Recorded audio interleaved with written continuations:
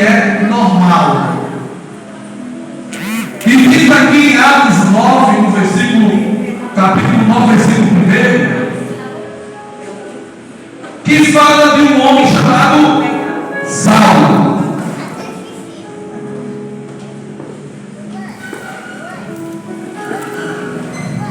Todos nós, antes de conhecer a Jesus lá no mundo, recebemos um apelido.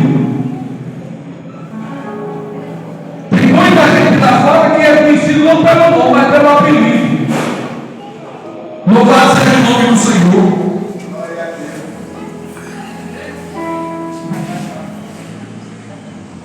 Quando eu fazia minhas falas, o pessoal procurava vir ali onde eu morava. E as fofocas eram grandes.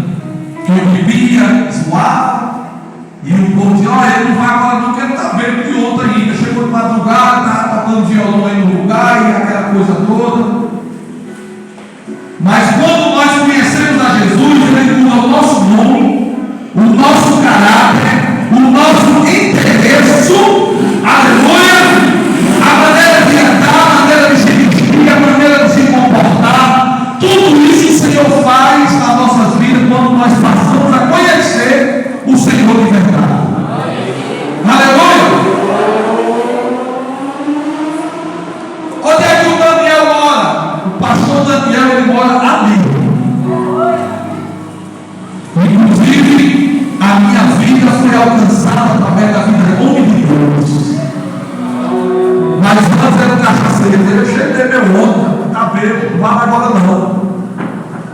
Então, quando nós conhecemos a Jesus, ele nos dá uma nova identidade. Ele muda a nossa história.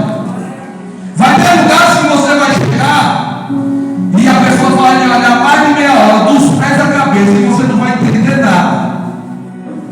E você vai perguntar: por que você está me olhando, rapaz? E a pessoa vai dizer: é porque eu estou vendo algo diferente em você.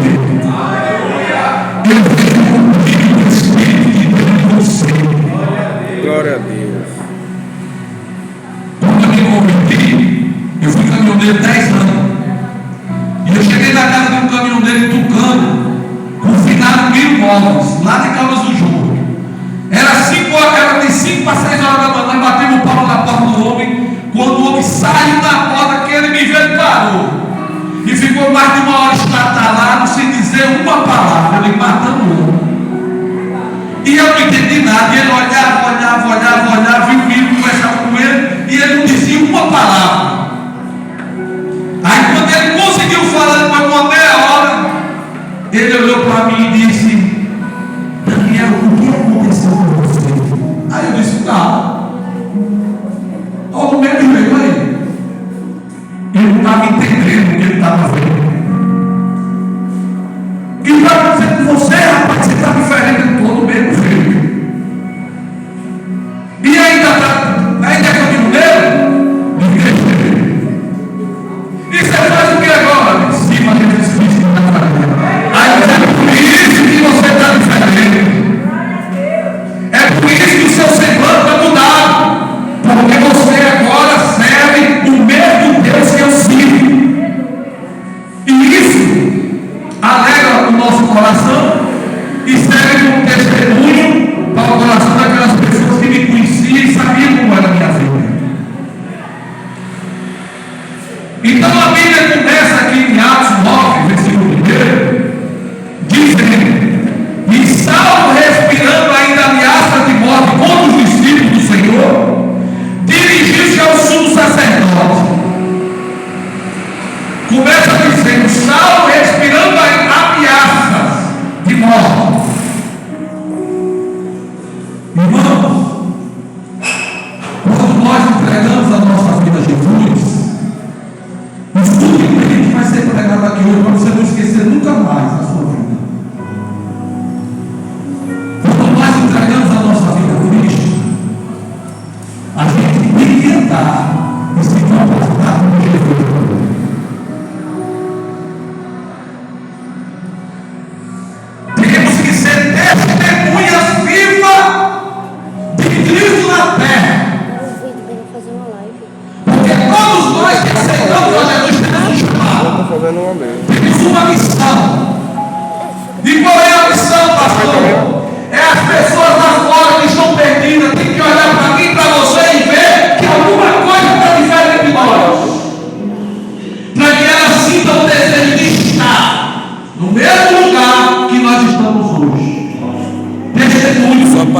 quando acabar o culto.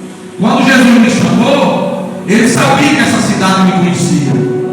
E que quando essa cidade visse a transformação de vida que ele ia fazer na minha vida, através da minha vida, muita gente iria se converter. Porque sabia que eu era torto. E esse testemunho que fez com que a gente abra igrejas e que vocês estejam aqui hoje.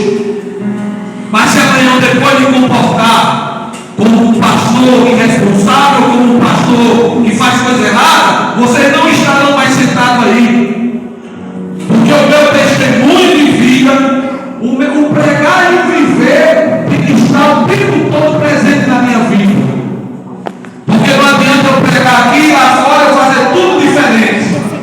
Não adianta eu dizer aqui que Jesus transforma, que Jesus muda, mas lá fora eu sou um mau caráter, estou me comportando de maneira diferente. Deus não aceita. Ou nós somos de Cristo e damos testemunho que somos, ou não somos. Então a Bíblia diz, olha a vida de Paulo como era antes dele conhecer o Senhor. A Bíblia começa dizendo que ele respirava ameaça de morte contra todos aqueles que invocassem o nome do Senhor. E o negócio era tão forte que ele dirigiu-se ao sumo sacerdote para pedir cartas à sinagoga de Damasco para que, se ele encontrasse qualquer um como nós que estamos aqui hoje, ele matasse ou levasse preso. Porque no coração de Paulo só respirava ameaça de morte contra as pessoas. E Paulo não podia dar outra coisa, porque a gente só dá para as pessoas aquilo que o nosso coração está cheio. Se você tem bondade de Deus no seu coração, se você realmente se converteu a Cristo, então o seu coração está cheio de bondade de Deus para dar para as pessoas. A gente não pode dar para ninguém aquilo que a gente não tem. A gente só dá para as pessoas aquilo a qual o nosso coração está cheio. Por isso que Jesus disse, onde está o seu coração, ali está o seu tesouro. E diz a Bíblia que Saulo era esse homem que vivia amargurado, que vivia perseguindo pessoas que invocavam o nome do Senhor. Mas olha para o irmão que está do seu lado e diz, meu irmão, eu tenho uma notícia para te dar. Todos aqueles que perseguem a mim e a você está perseguindo o Senhor. Sabe por que eu estou dizendo isso? Porque quando Paulo pega a carta para Damasco, ele vai ao encontro de matar ou prender qualquer cristão que ele encontrasse. E quando ele estava perto de Damasco, a Bíblia diz que uma súbita luz do céu brilhou e uma voz que ele dizia, Saulo, Saulo, por que tu me persegues? E a Bíblia diz que ele caiu no cavalo adormecido, cego, sem nada a ver, e perguntava, quem és? E o Senhor respondeu, eu sou Jesus a quem tu persegues. E quando eu leio essa palavra, eu entendo que qualquer pessoa que me perseguir ou que perseguir um dos caminhos do Senhor, está perseguindo a Ele. Assim como o Senhor me ama, Ele ama vocês. Aleluia! E diz a Bíblia que Saulo cai do cavalo e o Senhor Jesus diz, eu sou Jesus a quem tu persegues. E a pergunta é, e aí, pastor? Deus matou Saulo? Não. Deus não tem prazer na morte. Deus tem prazer na transformação de pessoas. A igreja do Senhor, ela não é um ambiente de passeio, como vocês acham que é. A igreja é um hospital espiritual. Para que todos os cultos, aqui no altar, a gente coloque um pouquinho de remédio na sua ferida. Todos os dias,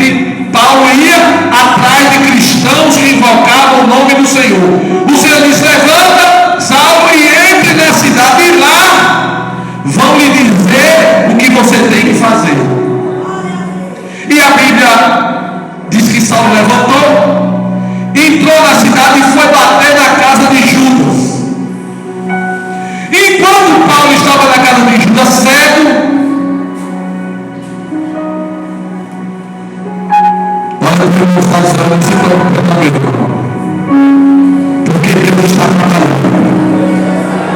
Você não está vendo, diga ele, mas Deus está trabalhando no silêncio.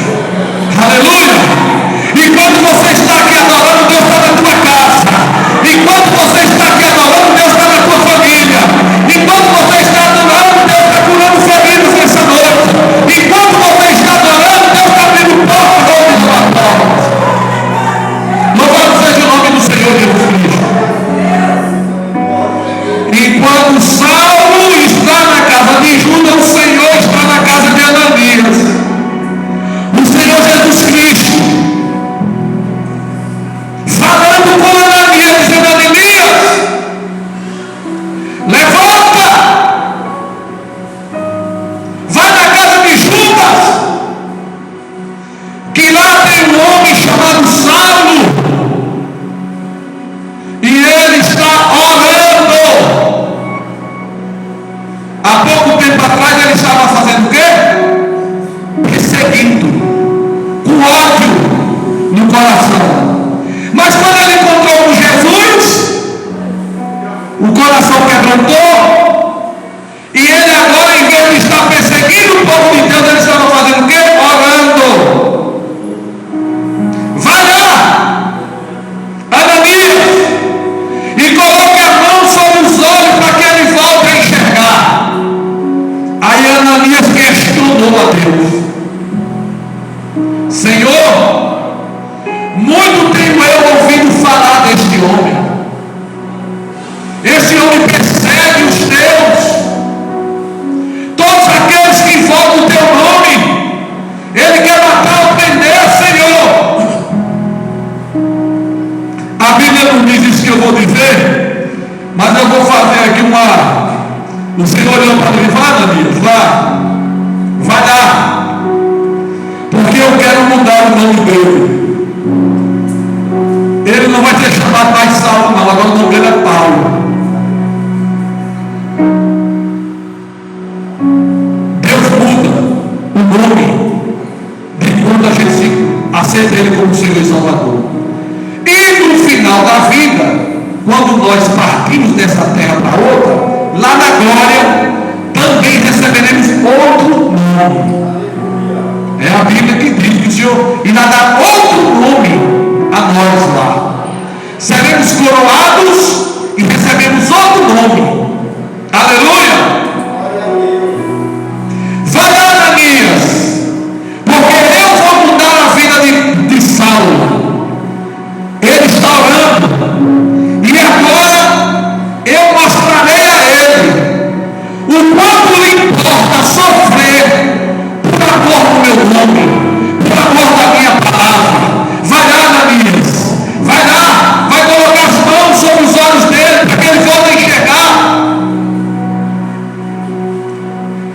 E o que Deus fez na vida de Paulo foi tão forte, foi tão poderoso, que até hoje o nome de Paulo está escrito no livro sagrado. Eita glória! Você talvez não tenha o nome mais aqui na Bíblia, mas no dia que você partir dessa cidade, o seu nome vai ficar na terra. E muitas pessoas vão dizer: eu queria ser crente como Miguel, eu queria ser crente como o pastor Daniel. Deus levou, mas aquele homem fez a obra na terra. Aquele homem revelou a vontade dele para fazer a vontade de Deus. E seu nome vai ficar, se você fizer as boas obras, o seu nome vai ficar aí na terra como o homem que fez a obra de Deus. Partiu, mas que deixou bons testemunhos na terra, para que outras pessoas se espelhem e também venham aceitar Jesus como Senhor e Salvador das suas vidas. Eu quero dizer para você nessa noite que esse Jesus que eu estou pregando, que já está desacreditado na vida de muita gente lá fora, ele mandou dizer para vocês nessa noite que ele ainda continua curando pessoas, que ele ainda continua transformando com Ele. Só depende de você. Deus quer escrever uma nova história na tua vida.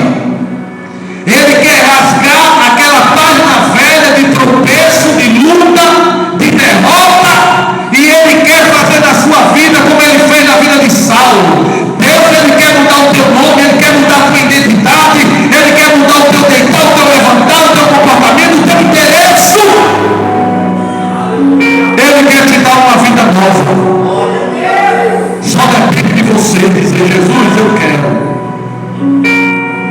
Eu quero, Jesus, que o Senhor transforme a minha vida. Eu quero que o Senhor me cure. Eu quero que o Senhor me limpe. Eu quero ser um homem e uma mulher de Deus, Senhor. Declara isso para o Senhor nessa noite, porque Ele está te ouvindo. Todos nós que estamos aqui temos um passado. Temos uma história para contar. Uns uma história mais ou menos, outras ruim. Mas o importante é que nós estamos aqui na presença de Deus. Estamos aqui caindo, levantando, tropeçando, levantando, porque a Bíblia diz que o cair é do homem, mas o levantar é de Deus. E você hoje, nessa noite, pode até não estar gostando do culto, mas eu quero dizer para você, você está no melhor lugar da sua vida, porque o Senhor está aqui. E só Ele pode mudar a nossa vida. Só Jesus pode mudar a minha vida no momento mais difícil da minha vida. Só Ele pode transformar e mudar a minha vida. E aqui está homens e mulheres que só Jesus pode transformar as nossas vidas. Então se posiciona nessa noite como homem e mulher de Deus. Não desista de lutar. Não desista de vir para os cultos. Não desista de se encontrar com os jovens nos sábados aqui. Se turma, decida mudar a sua vida. Louvado seja o nome do Senhor. Glória a Deus. Aleluia.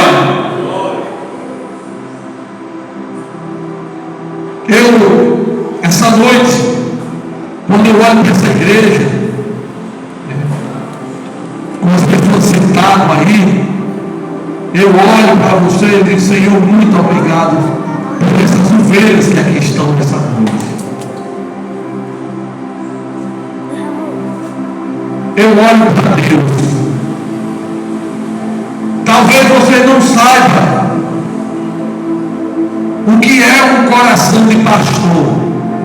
Estou falando de verdadeiro pastor.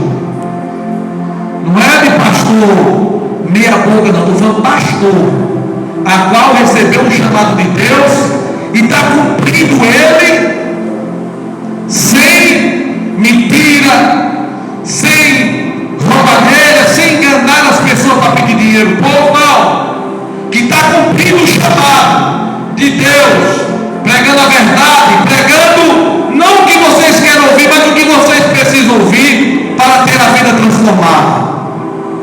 Deus, Ele coloca um amor no coração do verdadeiro pastor, que quando Ele olha para vocês, é a mesma coisa dele estar olhando para o filho de sangue.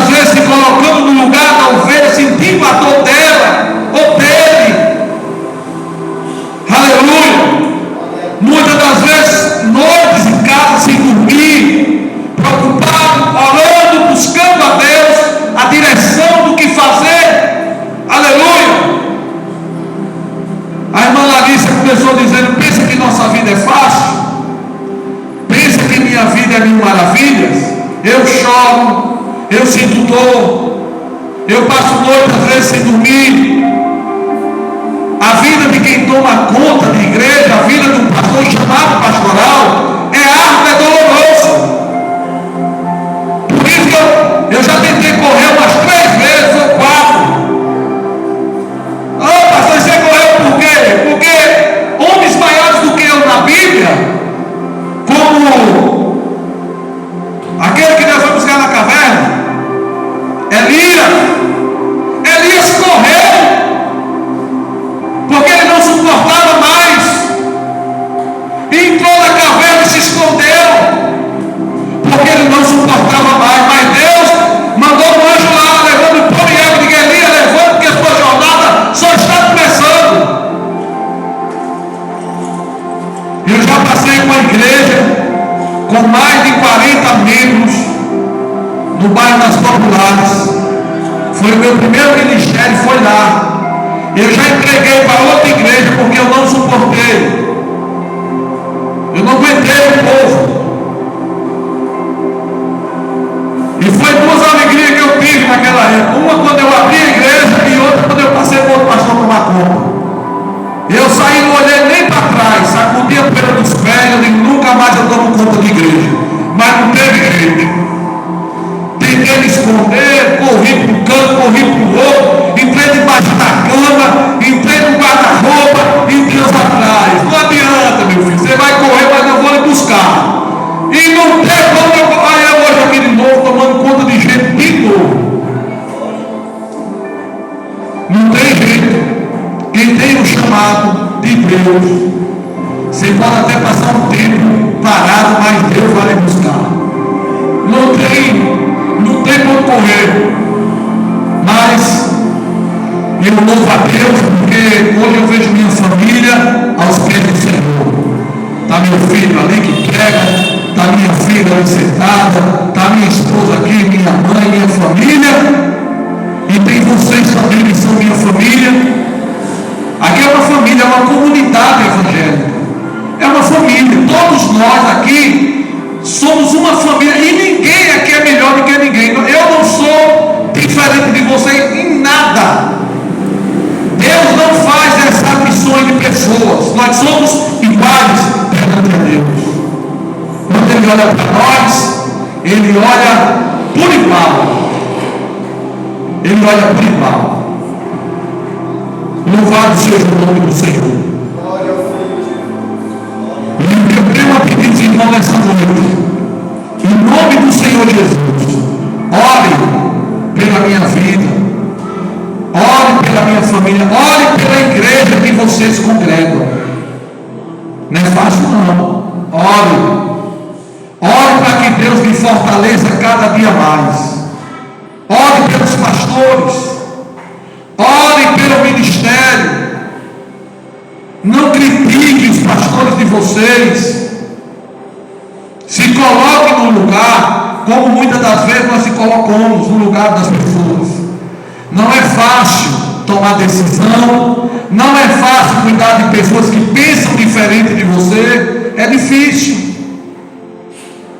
Então ore pela igreja. A igreja só cresce com oração, quando a gente aprende a amar uns aos outros. Eu passei muito tempo da minha vida pregando para minha esposa e nunca veio ninguém nem nos visitar, porque Deus, quando olhava para mim, via que eu não estava pronto para tomar conta de gente, e Ele não mandava, ficava eu pregando para ela, a igrejona assim aberta e eu pregando para ela. Passei 1 ano nesse batismo. Então não é fácil. Ore, ame a igreja que Deus colocou você, ame, faça de tudo por ela, invista, faça de tudo por ela, porque aqui é o nosso refúgio, a nossa alegria, onde a gente se reúne para juntos adorarmos a Deus, prestar um culto ao Senhor. Às vezes eu chego aqui pesado, cansado, sem vontade nem de abrir a boca, mas quando eu chego aqui, logo o Senhor me renova, logo o Senhor tira aquele peso das minhas costas, eu fico valente, fico forte e vou para casa feliz para poder enfrentar um dia de trabalho na segunda-feira. minha vida não é fácil. Às vezes, os irmãos, quando eu não for lá no Pai João, na Barrigudo, não pense que é porque eu não quero ir. É não. É por causa da minha vida que é corrida. Para me manter isso aqui de pé, eu tenho que trabalhar. Eu tenho compromisso que às vezes eu estou em casa, ligam para mim 9, 10 horas da noite, eu saio, deixo a mulher lá deitada e vou resolver problemas no meu trabalho. E eu preciso dele, porque como é que eu vou investir na obra de Deus? Como é que eu vou abençoar a vida dos irmãos e a igreja se eu não, por outro lado, correr para arrumar recurso para manter a obra de Deus em pé? Tem dia que eu estou em casa e digo, Senhor, não deixe faltar nada na minha vida, porque agora eu não tenho medo de perder emprego, não tenho medo dessas coisas não.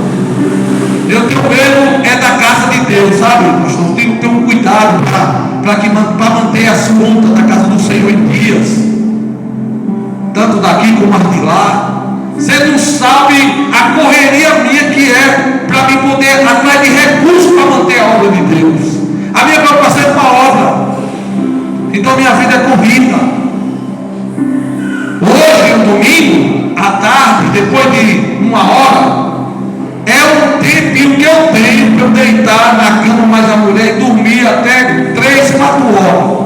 Quando chega 3, 4 horas eu levanto, vou na casa de mãe, aí tomo um café, mas aí volto para me preparar para vir para o culto aqui à noite. Mas amanhã, quando é 5, 6 horas da manhã, eu estou de pé. E o telefone começa. Não tem quem aguente. Tem dia que dá vontade de eu picar lá no meio da rua o telefone. É uma luta. É uma luta. E eu enfrento por quê? Porque eu preciso manter a casa de Deus com as portas abertas. Sabe como é que se mantém a casa de Deus com as portas abertas? Não é de mimimi nem de conversa não. Tem que ter, olha, se não pagar o aluguel em dia, o cavalinho está no prédio. Então, além de eu ter que me preocupar com a igreja em si, eu ainda tenho que me preocupar com a vida financeira da igreja para poder manter essas portas abertas. Mas se alguém aí quiser trocar, pelo menos de segunda agora até sexta comigo, eu troco, que é para você ver como é a luta. Mas deixa chegar perto de pagar o aluguel. Quando faltar 5 dias para pagar o aluguel, aí nós trocamos. Aí eu boto você no meu lugar para você ver como é. A correria. E se eu trocar